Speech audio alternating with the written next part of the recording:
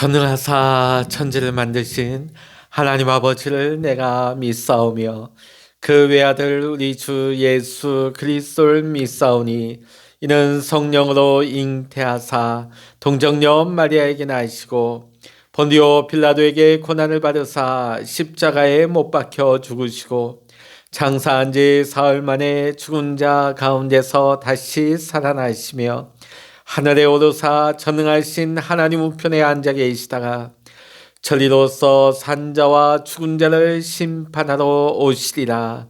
성령을 믿사오며 거룩한 공예와 성도가 서로 교통하는 것과 죄를 사하여 주시는 것과 몸이 다시 사는 것과 영원히 사는 것을 믿사옵나이다. 아멘.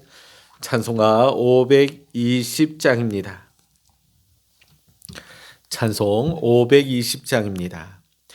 듣는 사람마다 복음 전하여 복스러운 소식 두루 퍼치세. 모든 사람에게 전할 소식은 어느 누구나 오라. 어느 누구나 주께 나오라. 어서 와서 주의 말씀 들으라. 하늘아버지가 오라 하시니 어느 누구나 오라. 오는 사람들은 지체 말고서 문 열었을 때에 들어오시오. 생명길은 오직 그주 예수니 어느 누구나 오라. 어느 누구나 주께 나오라. 어서 와서 주의 말씀 들으라. 하늘아버지가 오라 하시니 어느 누구나 오라.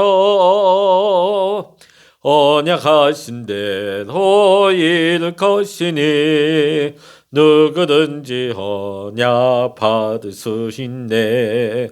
받은 사람에게 생명이로다. 어느 누구나 오라.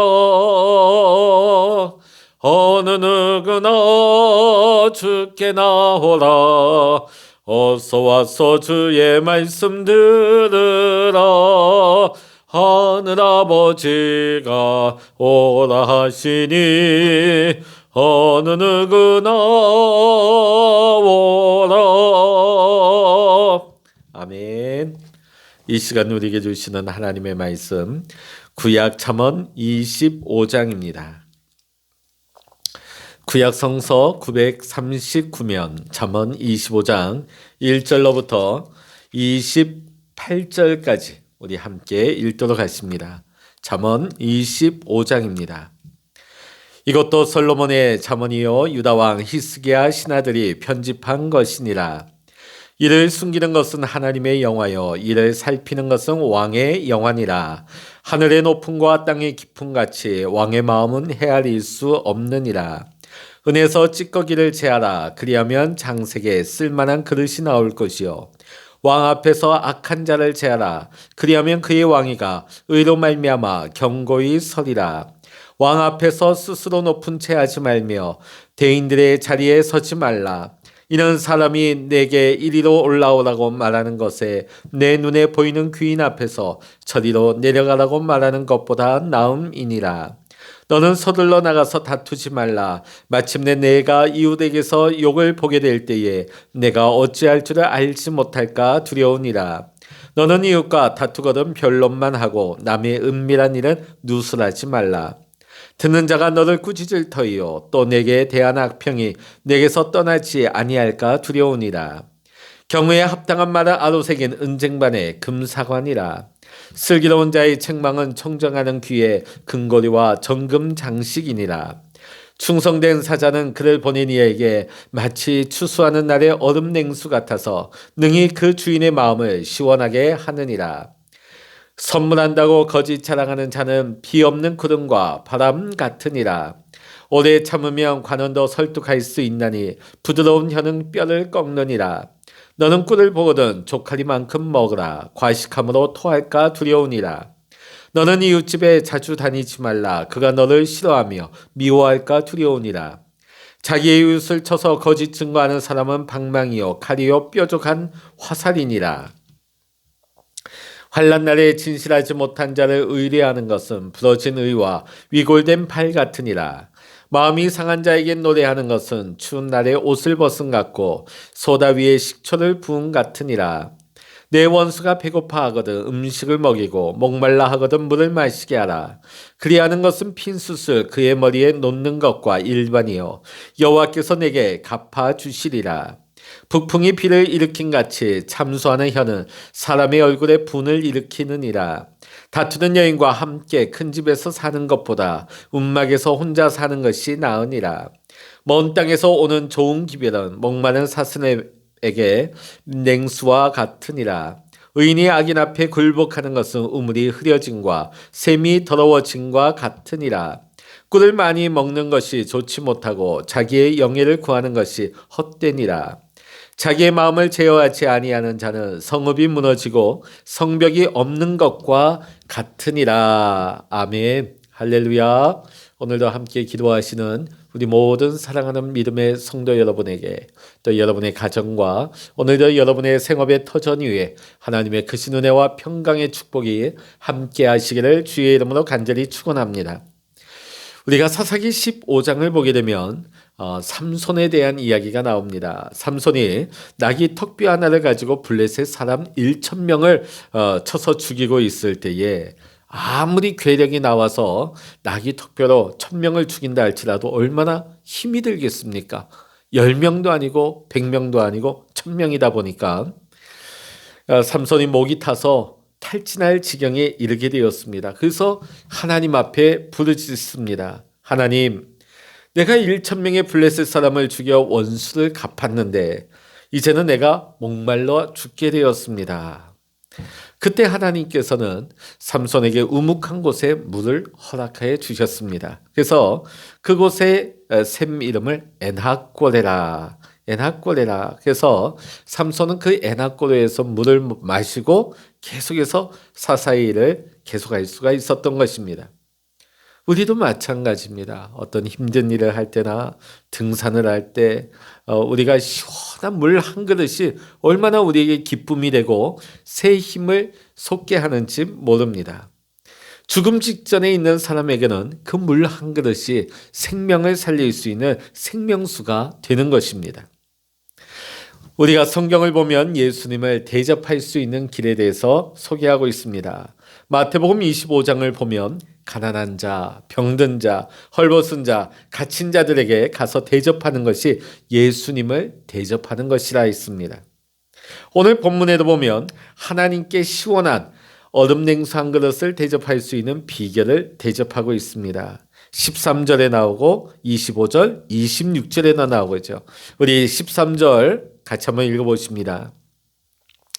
충성된 사자는 그를 보낸 이에게 마치 추수하는 날의 얼음 냉수 같아서 능히 그 주인의 마음을 시원하게 하느니라. 25절 26절입니다. 먼 땅에서 오는 좋은 기별은 목마른 사스름에게 냉수와 같으니라. 의인이 악인 앞에 굴복하는 것은 우물이 흐려짐과 샘이 더러워짐과 같으니. 아멘.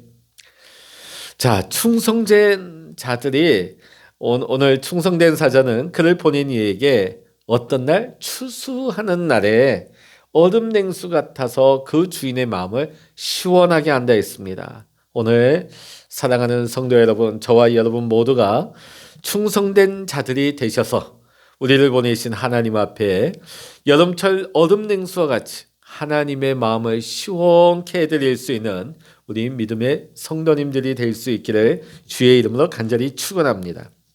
우리 모두는 하나님의 사자들입니다. 하나님께 보냄을 받은 사자라는 것이죠. 우리의 모델이 되신 분이 바로 예수님이십니다. 예수님은 결코 어쩌다 보니 우연히 이 땅에 오신 것이 아닙니다. 아담과 하와가 범죄한 직후에 여인의 후손으로 메시아를 보내겠다고 하나님은 우리에게 약속해 주셨습니다. 그래서 구약 전체에 메시아를 계속 보내줄 것에 대해서 예고하고 계신 것입니다. 하나님께서는 약속하신 대로 예수님을 이 땅에 보내주셨습니다. 예수님이 하나님의 부름을 받아 이 땅에 오신 것처럼 우리 역시 이 땅에 우연히 어쩌다 보니 왔다가 가는 존재가 아닙니다.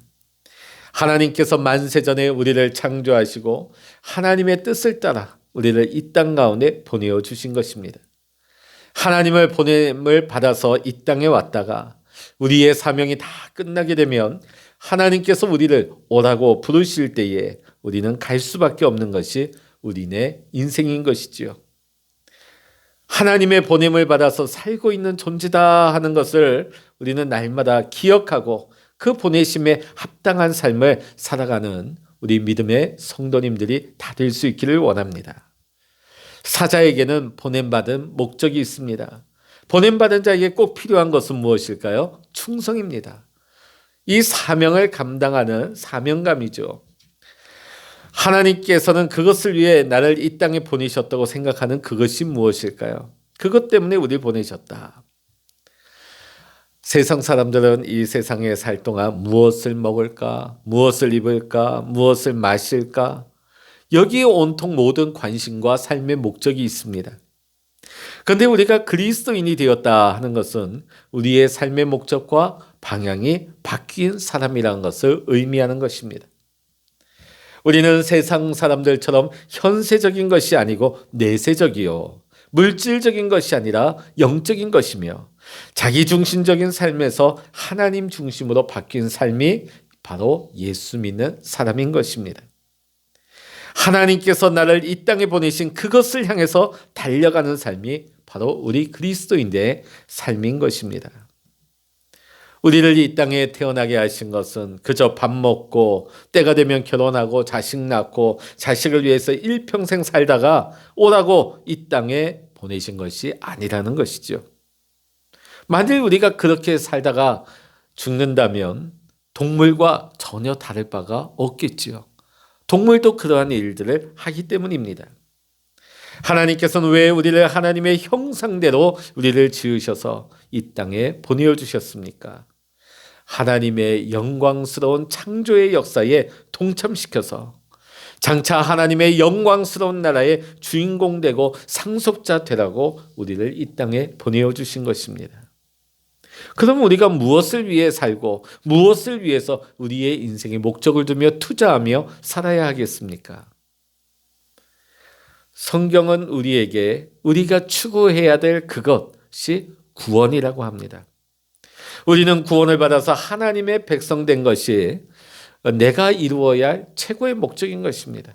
날마다 하나님의 구원을 이루어가는 것이죠. 또 다른 사람들에게 이 복된 소식, 복음을 전하여서 그들 또한 구원하여 하나님의 백성 삼는 것이 우리가 이 땅에서 이루어야 할 하나님께서 우리에게 원하시는 가장 근본적인 사명인 것입니다. 예수님께서도 이것을 위해 이 땅에 오셨습니다. 이 구원을 위해서 오신 것이죠. 그리고 십자가에서 우리의 구원을 온전히 이루셨습니다. 또 우리가 이 복음을 땅끝까지 전하여서 잃어버린 영혼을 찾으라고 우리에게 부탁하셨습니다. 그러므로 우리가 사는 목적은, 우리의 사명은 내가 믿어서 내 영혼이 구원을 받고 또 복음을 전하여서 다른 사람을 잃어버린 영혼을 구원하니 것이 우리의 사명이며 또 교회의 근본적인 사명이라 하겠습니다. 이 세상을 살아가는 모든 사람들은 단 한 사람도 예외 없이 하나님께서 보내신 사자들입니다. 우리 모두가 주님께서 세우신 선교사들인 것입니다. 하는 일은 다르고 우리 각자의 위치는 다르다 할지라도 복음을 위한 선교사들인 것입니다. 복음 전파의 선교적인 사명을 감당할 수 있는 재능도 주셨습니다. 우리에게 필요한 건강도 주셨고 생명도 주셨고 물질도 주셨습니다. 우리는 이 땅의 각 분야에 흩어져서 살면서 지역과 사회 또 우리의 분야에서 그곳을 복음화시키라고 우리를 보내셨고 우리에게 그러한 사명을 주셨습니다. 하나님께서는 예수님을 이 구원을 이루기 위해서 이 땅에 보내셨습니다. 여러분, 성경 전체의 총 제목을 하나 붙인다면 무엇일까요? 그것은 구원입니다. 우리가 구원받아야 예배할 수 있습니다. 구원받아야 우리가 하나님의 말씀을 배울 수가 있습니다. 구원받아야 우리가 믿음으로 성장하게 됩니다. 구원받아야 그리스도의 삶을 살아갈 수가 있는 것입니다. 이것을 위해 하나님은 예수 그리스도를 이 땅에 보내주셨습니다. 또 이 일을 하라고 우리에게 사명을 맡겨주신 것입니다. 우리가 이 구원의 사명을 잘 감당할 때 이 땅에 우리를 보내신 하나님께 추수 때의 얼음 냉수와 같아서 하나님의 마음을 시원케 해드릴 수 있는 충성스러운 자들이 다 될 줄로 믿습니다. 중동의 팔레스타인은 추수할 때가 가장 더울 때입니다. 우리도 그렇죠. 한여름이 지나서 이제 막 추수할 때 얼마나 볕이 따갑습니까? 그 뜨거운 뙤약볕 아래에서 고된 노동을 하면 몸에 땀이 많이 흐르게 되고 많이 지치게 되어 있습니다. 이러할 때 얼음 냉수 한 그릇은 추수하는 일꾼에게 더할 수 없는 기쁨이요 새로운 힘이 되는 것입니다. 몸뿐만 아니라 마음까지도 시원하게 하는 것이죠. 예수님께서 하나님의 보냄을 받아서 이 사명을 이 땅에서 잘 감당하셨기 때문에 하나님의 마음을 시원케 해드렸습니다.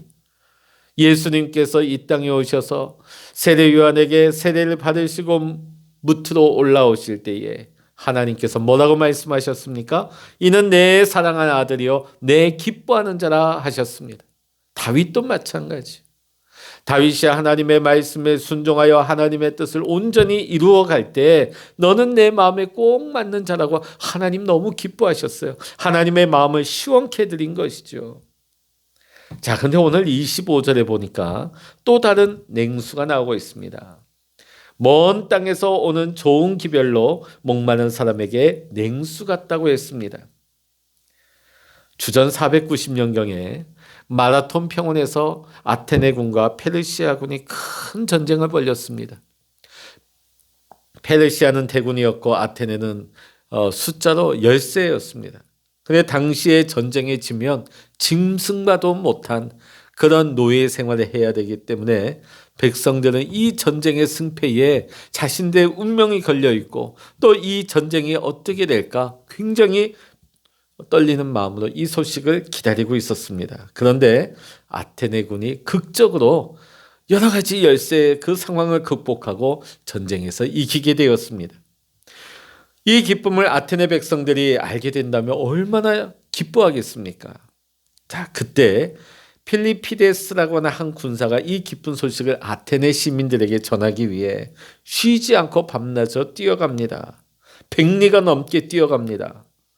그래서 아테네 시민들에게 달려가서 우리가 이겼어 라고 하는 승전의 소식을 전하고는 탈진하여 그만 쓰러져 죽고 말았습니다. 이때로부터 이 필리피데스 선수를 기념하면서 마라톤 평원에서 아테네까지의 거리 41.195km 이 거리를 마라톤 경기를 기념하며 시작하게 되었습니다. 아테네 시민들은 필리피데스가 전해준 승전의 소식을 듣고 얼음 냉수 아니라 그것보다 더 시원한 기쁨을 맛보게 된 것이죠. 여러분, 이 땅의 가장 좋은 소식이 무엇이겠습니까? 예수 그리스도께서 십자가에서 마귀라고 하는 이 원수를 이기셨고 이제 우리가 이 예수 그리스도를 믿기만 하면 우리는 구원받고 하나님의 백성이 된다 하는 이 기쁨의 소식을 우리가 전해야 되지 않겠습니까? 근데 아직 그 구원의 소식을 듣지 못하여서 두려운 가운데 머물러 있는 자들이 많다는 것입니다. 이 구원의 복음을 듣게 되면 이 구원의 소식을 듣게 되면 이보다 더 시원한 소식이 없고 냉수가 없는 것입니다. 그러므로 우리가 이 땅 가운데 우리가 복음을 전하여서 우리를 보내신 하나님의 마음을 얼음 냉수처럼 시원하게 해드리고 또 이 복음을 듣는 구원받는 사람들에게 그 마음을 시원하게 할 사명이 오늘 우리 모두에게 있는 것입니다. 이 사명이 우리에게 주어진 것입니다. 우리는 다시 한번 오늘 이 말씀을 보면서 나는 과연 하나님의 마음을 시원케 하고 있는가, 아니면 하나님의 마음을 아프게 하거나 답답하게 하고 있는가를 다시 한번 점검해 볼 수 있기를 원합니다. 아무쪼록 우리가 다가오는 새해 2022년도에는 복음을 전하여서 영혼을 구원하는 일에 충성된 자가 다 될 수 있기를 원합니다. 그리하여서 하나님의 마음과 또 구원의 소식을 듣는 수많은 잃어버린 영혼들의 그 마음을 시원하게 해줄 수 있는 우리 모든 믿음의 성도님들, 충성스러운 사자들이 다 될 수 있기를 이 시간 주의 이름으로 간절히 축원합니다. 기도하시겠습니다. 할렐루야. 하나님 아버지 감사합니다. 우리에게 귀한 사명을 주셨습니다. 이 땅에 하나님의 사자로 우리를 보내셨습니다. 우리의 받은 사명, 땅끝까지 복음을 전하지는 못해도 내 곁에 있는 가족과 이웃들에게 주 예수 그리스도의 기쁨의 소식, 이 구원의 소식을 증거하여서 하나님의 마음을 시원케 하며 또 잃어버린 영혼들이 주께로 돌아오며 그 마음이 시원함을 얻는 이 놀라운 기쁨이 우리 모두에게 임하게 하여 주시옵소서. 2022년도는 복음 전하는 한 해가 되기를 원합니다. 충성스러운 한 해가 되기를 원합니다. 사명 완수할 수 있는 한 해가 되게 하여 주시옵소서. 오늘도 우리가 기도의 골방에 엎드려 기도할 때 하늘 문을 여시고 하나님의 크신 은혜와 성령의 기름 부어 주셔서 오늘도 하나님의 은혜와 하나님의 내려주시는 성령 충만한 능력 가운데 하나님과 동행하며 믿음으로 승리할 수 있는 우리 모두가 되게 하여 주시옵소서. 모든 감사와 영광을 우리 주님께 올려드리며 우리 주 예수 그리스도의 이름으로 간절히 기도하옵나이다. 아멘. 찬양하라 내 영혼아, 찬양하라 내 영혼아, 내 속에 있는 것들아 다 찬양하라. 기도하라 내 영혼아, 기도하라 내 영혼아, 내 속에 있는 것들아 다 기도하라.